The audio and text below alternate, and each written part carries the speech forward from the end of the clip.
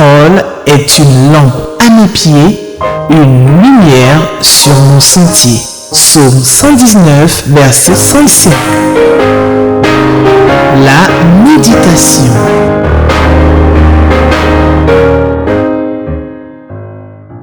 Mesdames et messieurs, chers amis lecteurs de la Bible, Shalom. Je suis très heureux de vous retrouver à votre émission journalière Méditons ensemble avec la Ligue pour la lecture de la Bible en collaboration avec Espérance TV de l'Église méthodiste Côte d'Ivoire. Le lecteur 2024 adulte nous propose pour notre méditation de ce jour un texte qui se trouve dans le psaume numéro 75 et nous allons lire tout le psaume du verset 1 au verset 10. N'oubliez pas, chaque fois que vous venez à ce temps de méditation, d'avoir votre lecteur, votre Bible, et bien sûr des éléments, des instruments pour noter et garder toutes ces réflexions, de telle sorte que vous pourrez y retourner. Alors, avant de lire notre texte, nous allons prier, demander au Seigneur de nous conduire dans ce moment très précieux. Seigneur, nous voulons te remercier pour cette grâce que tu nous donnes ce matin de nous retrouver autour de ta parole. Instruis-nous, enseigne-nous, au nom de Jésus-Christ. Amen. Alors, les questions qui nous sont soumises ou alors proposées par le lecteur, c'est la question numéro 2. Est-ce que ce passage m'apprend quelque chose sur Dieu le Père, Dieu le Fils ou Dieu le Saint-Esprit? Et puis la question numéro 7, quelle vérité Dieu me révèle-t-il? Mais avant de lire notre texte, le psaume 75, je voudrais vous donner le contexte. Pendant son règne, le roi David, psalmiste émérite, c'est-à-dire grand musicien, mit à part 3 familles de chantres pour le service du culte, le service quotidien, donc dans le temple. On voit ça dans 1 Chronique, le chapitre 25, à partir du verset 1. Et ces 3 familles, c'est la famille d'Azaph, la famille d'Héman et la famille de Jéduthun. Azaph, dont le nom figure en tête de ce psaume que nous allons lire, ne fut pas seulement chantre, il est aussi mis au nombre des voyants, comme on les appelle. Aujourd'hui, on les appellerait prophètes. Alors, il était spécialement inspiré de Dieu. D'ailleurs, Ézéchias, dans les ordres qu'il donne aux Lévites pour remettre en l'honneur le culte de l'Éternel, Ézéchias donc place Asaph comme un prophète. Et un prophète à côté de David lui-même. On voit dans 2 Chroniques, le chapitre 29. Alors, 12 psaumes sont attribués à Asaph. Ils sont tous réunis au commencement du 3e livre, à l'exception du psaume 50, qui est bien sûr d'Asaph donc, et qui se trouve isolé dans le 2e livre. Alors, les psaumes dits d'Asaph ne remontent pas nécessairement tous aux contemporains donc de David, c'est-à-dire du père Asaph. Les dons poétiques et musicaux du premier Asaph semblent s'être conservés dans sa famille de génération en génération, parce que c'était une famille de chantres, comme ce fut le cas d'ailleurs des fils de Corée. Les descendants d'Asaph ont joué un rôle important dans le culte sous Josaphat et sous Ézéchias aussi. Et même après le retour de captivité dans le livre d'Esdras, on le voit au chapitre 2. Il se peut donc que plus d'un de nos 12 psaumes attribués à Asaph ait pour auteur un des descendants du premier Asaph, de Asaph père, contemporain de David. Un trait commun, cependant, se trouve dans tous ces cantiques-là qui commencent donc par Asaph ou attribués à Asaph. C'est leur ton prophétique. Ils annoncent pour l'avenir l'apparition de Dieu comme juge. Et on voit dans le psaume 50 que j'ai cité tout à l'heure, celui que nous allons lire, le psaume 75, où ils font ressortir dans le passé l'intervention de celui qui ne cesse pas d'être le berger d'Israël.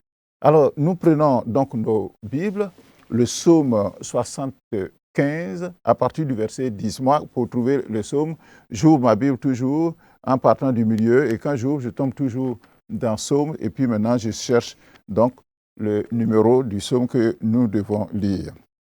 Psaume 75, à partir du verset 1. Je fais la lecture avec vous, chers téléspectateurs. Alors, au chef des chantres, ne détruis pas. Psaume d'Asaph, cantique. Nous te louons, ô Dieu, nous te louons. Ton nom est dans nos bouches. Nous publions tes merveilles. Autant que j'aurai fixé, je jugerai avec droiture. La terre tremble avec tous ceux qui l'habitent. Moi, j'affermis ses colonnes. Je dis à ceux qui se glorifient, ne vous glorifiez pas. Et aux méchants, ne levez pas la tête. Verset, ça dépend donc de la version qu'on a. Donc verset 6 chez moi, qui doit être le verset 5. Ne levez pas si haut votre tête. Ne parlez pas avec tant d'arrogance. Car ce n'est ni de l'Orient, ni de l'Occident, ni du désert que vient l'élévation. Mais Dieu est celui qui juge. Il abaisse l'un et il élève l'autre. Verset 8. Il y a dans la main de l'Éternel une coupe où fermente un vin plein de mélange, et il en verse, et tous les méchants de la terre sucent, boivent jusqu'à la lie. Je publierai ces choses à jamais. Je chanterai en l'honneur du Dieu de Jacob. Verset 10 enfin. Et j'abattrai toutes les forces des méchants.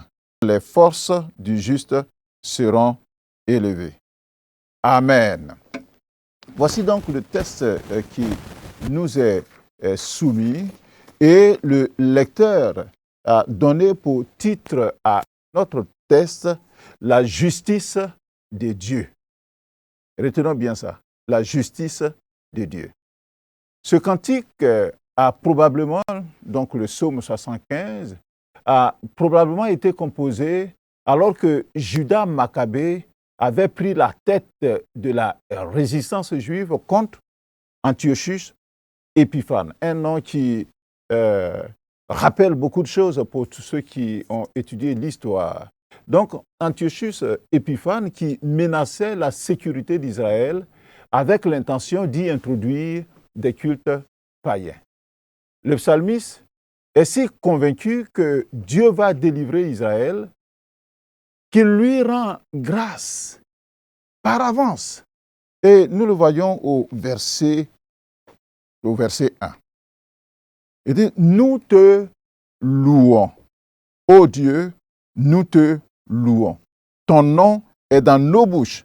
Nous publions tes merveilles. Alors, le rappel des œuvres étonnantes, puissantes, merveilleuses de Dieu est un moyen plus que puissant, pour ne pas dire surpuissant, de grâce pour ceux qui s'approchent donc de notre Seigneur Jésus. Et quand nous le louons, alors le Seigneur s'approche de nous. Les croyants qui ne passent jamais de temps à rappeler et à méditer en eux-mêmes ce que Dieu a accompli lors de leur culte personnel ou lors des cultes publics, ne devraient pas être surpris de ne jamais sentir la présence et la proximité de Dieu. De nos jours, les temps de louange dans nos assemblées sont laissés à des groupuscules de personnes, et c'est soit la chorale, soit le groupe vocal ou groupe musical, c'est selon. Donc, ils chantent devant un public qui écoute des cantiques sans prendre de part active à la célébration, à la louange. De la sorte, le culte à Dieu devient un spectacle d'artistes avec des spectateurs qui apprécient. Lorsque j'ai été en charge du département musique de ma communauté, j'ai souvent de fois été abordé à la fin des cultes par des fidèles de l'Église, soit pour me féliciter et pour la belle prestation du groupe de musique, soit pour déplorer les imperfections du rendu musical. Voyez-vous, nos cultes publics doivent être des moments de célébration de Dieu à l'unisson. Mais malheureusement, on constate que certains sont assis et assistent, écoutent, critiquent, apprécient, mais ne se mêlent pas à la chose. Or, la présence de Dieu devrait nous appeler tous à converger, à faire converger donc notre louange. La louange est l'expression orale ou gestuelle de notre gratitude à Dieu pour ce qu'il est ou pour ce qu'il fait pour nous. Et nous ne devons pas taire cela. D'ailleurs, je voudrais que nous lisions un texte dans le psaume, le numéro 34, le psaume numéro 34, et nous allons juste prendre la deuxième partie donc du verset 2, ou même tout le verset 2, c'est David donc, qui parle, il dit « Je bénirai l'Éternel en tout temps, sa louange sera toujours dans ma bouche. » Donc quand nous faisons nos cultes, nous devons louer le Seigneur. Quand nous sommes au culte, nous devons participer donc à la louange de Dieu. Le verset 1 de notre texte nous dit que nous te louons, ô Dieu. Ton nom est dans nos bouches. Nous publions tes merveilles. Publier, qu'est-ce que ça veut dire? Publier, c'est dire tout haut, c'est proclamer, c'est exposer, c'est mettre dehors, mettre en évidence les merveilles donc de Dieu, les merveilles donc de Dieu dans nos vies et autour de nous.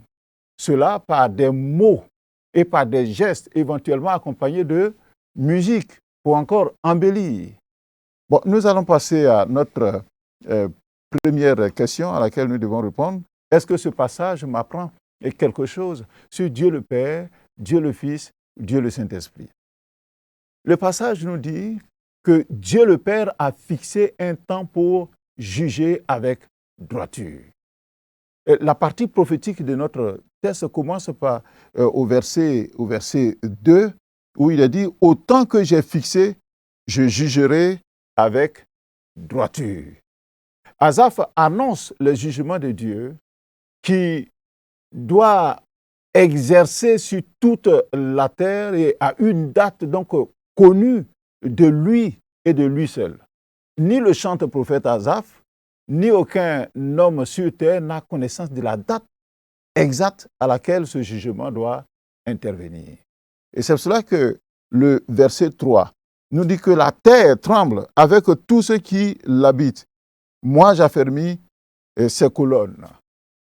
L'humanité est effrayée par les actes irresponsables que l'homme pose et qui tendent donc à détruire la terre. Et c'est quoi ces actes irresponsables?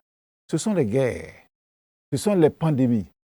C'est la destruction sauvage et irresponsable donc des ressources naturelles que Dieu, dans sa grâce, a laissées à l'humanité pour notre bien-être. Nous détruisons l'atmosphère, nous détruisons les étendues d'eau, nous détruisons notre sous-sol, nous détruisons la flore, la faune. Alors, au milieu de cet ébranlement général, Dieu, il va intervenir. Et le verset 2 affirme la souveraineté de Dieu, de l'Éternel, qui ne perd jamais le contrôle qu'il exerce sur l'univers. Il est là, il regarde, il voit et il contrôle. C'est pour cela qu'il va exercer ses jugements sur les méchants à l'heure qu'il s'est choisi lui-même. Et lui seul le sait. Mais quand on parle de jugement, qu'est-ce qu'un jugement? Le jugement suppose qu'un législateur a établi des lois et des règlements en fonction d'un objectif ou d'un idéal. Et après avoir donc établi ces lois, il va les promulguer, de sorte que ce soit mis en vigueur.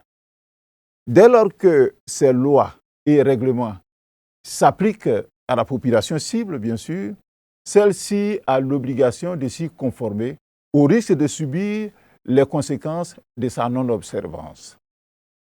Quelles sont les conséquences de la non-observance des lois? Ça peut être des amendes à payer. Quand on vous siffle sur la route, vous êtes un automobiliste parce que vous n'avez pas respecté donc, le code de la route, vous payez. La perte, on peut perdre parce qu'on n'a pas observé la loi, on peut perdre donc certains droits. Ça peut être la réclusion ou la prison temporaire ou à perpétuité. Ça peut même être la peine capitale, c'est-à-dire on met à mort quelqu'un qui a commis un acte ignoble, grave. Ça dépend des pays, bien sûr. Dans notre cas de figure, le législateur, c'est Dieu lui-même. Et la population concernée par les lois et les règlements que Dieu, donc, a émis, c'est nous les hommes, c'est tous les hommes, sans exception.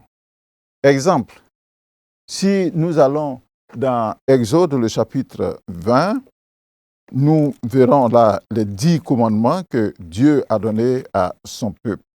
Et dans ces 10 commandements-là, ce sont des lois que nous devons respecter.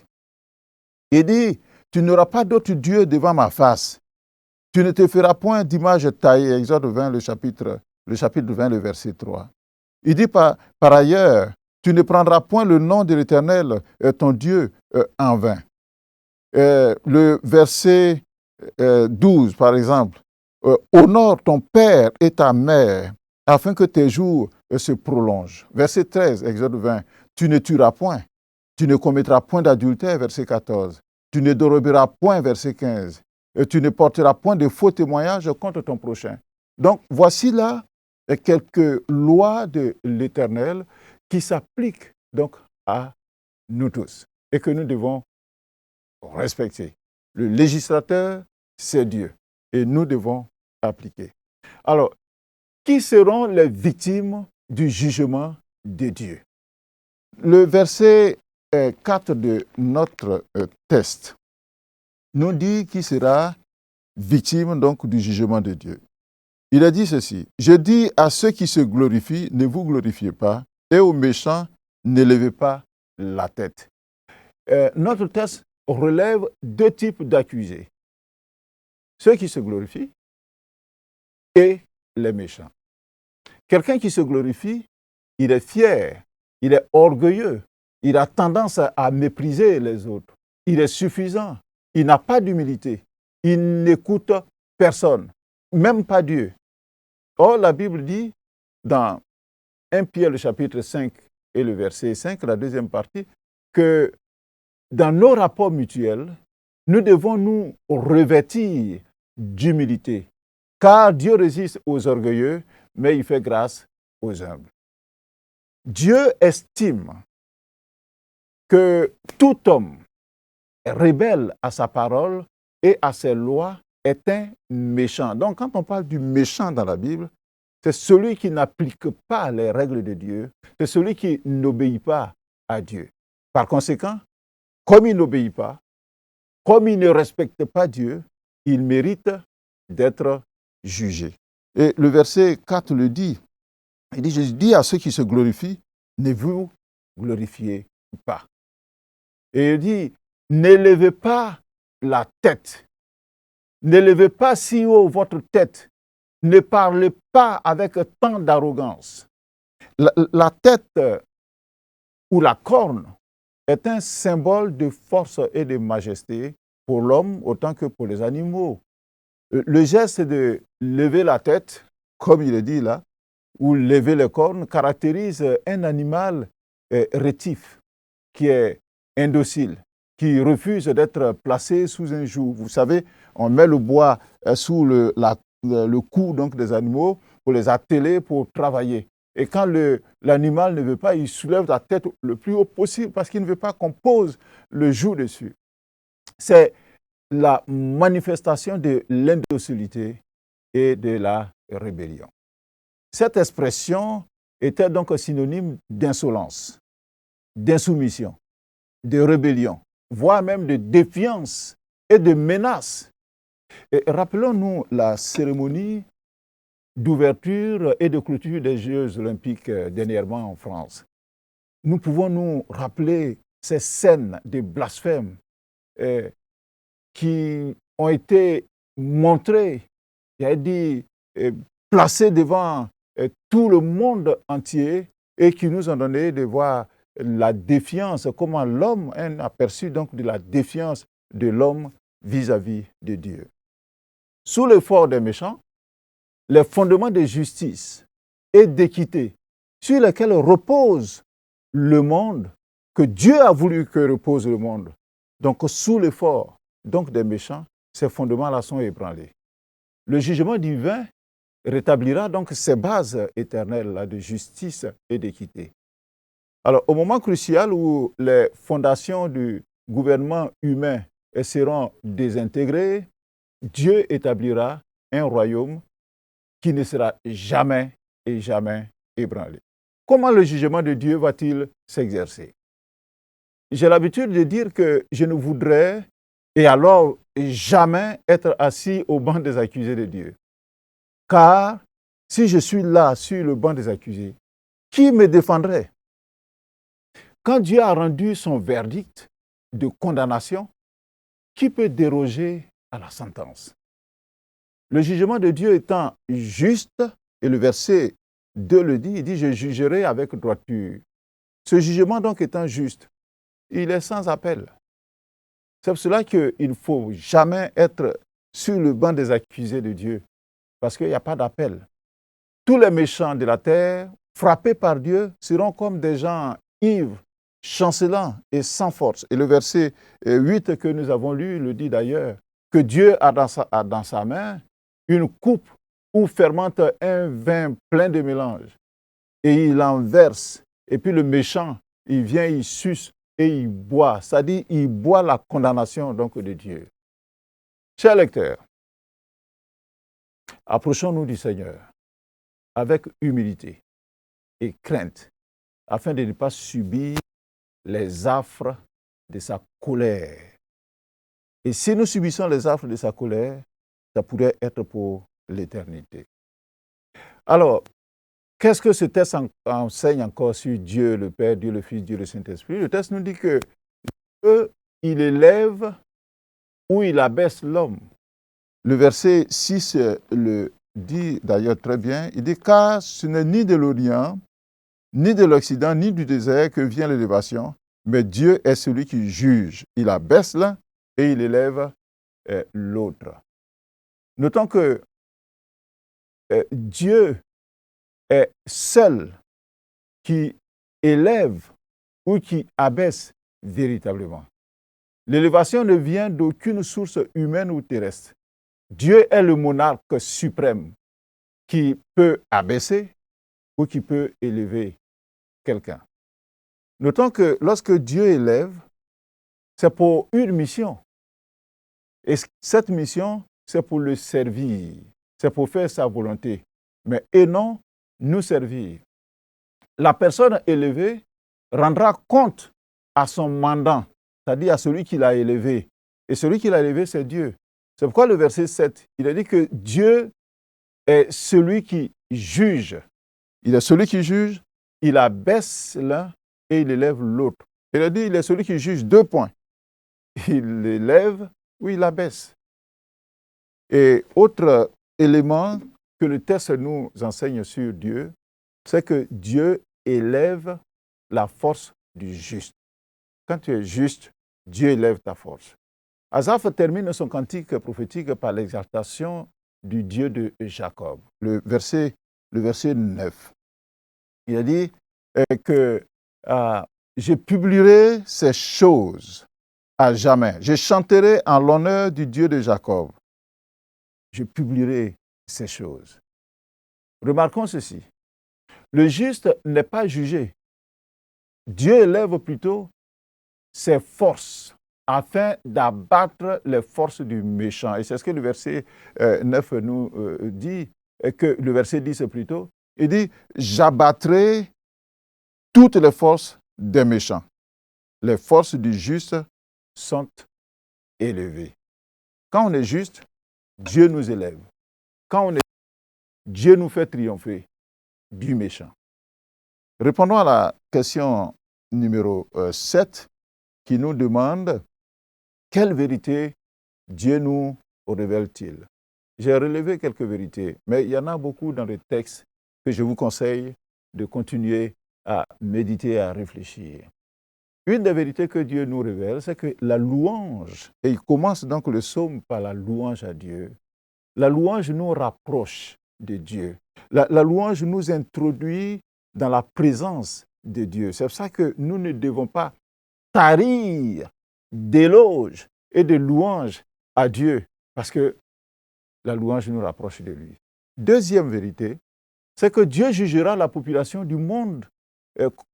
Cette population, cette frange de la population qui s'est montrée rebelle et méchante, qui se glorifie, qui ont le pouvoir et au lieu de l'exercer pour le bien-être de l'humanité, des hommes, ils l'exercent donc pour leur service, pour avilir les autres, pour asservir les autres, pour répandre donc ce qui n'est pas bon dans le monde. Dieu va juger cela. Troisième vérité, c'est que Dieu élève la force du juste. C'est pour cela d'ailleurs que je réponds à la question A en même temps, quel est le verset qui m'interpelle le plus? Moi, j'ai choisi ce dernier verset, le verset 10, qui dit que la force du juste, les forces du juste seront élevées. Il dit, j'abattrai toutes les forces des méchants, les forces du juste seront élevées. Ah, je veux être juste.